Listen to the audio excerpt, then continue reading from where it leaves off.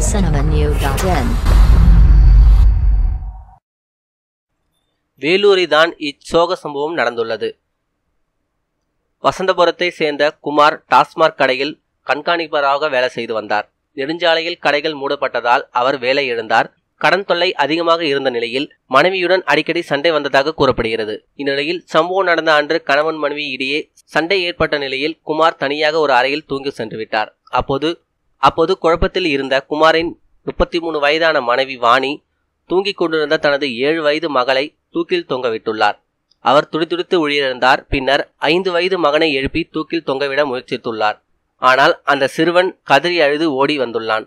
இதையடுத்து அவன் கண்முன்னே அந்த பெண் தூக்கில் தொங்கியதாக கூறப்படுகிறது. சிறுவனின் கதறல் சத்தம் கேட்டு அக்கம்பக்கத்தினர் வந்து பார்த்து காவல்துறைக்கு தகவல் கொடுத்தனர். குடும்ப சண்டையில் நடந்த சம்பவம் அப்பகுதியில் அதிர்ச்சியும் சோகத்தையும் ஆழ்த்தியுள்ளது.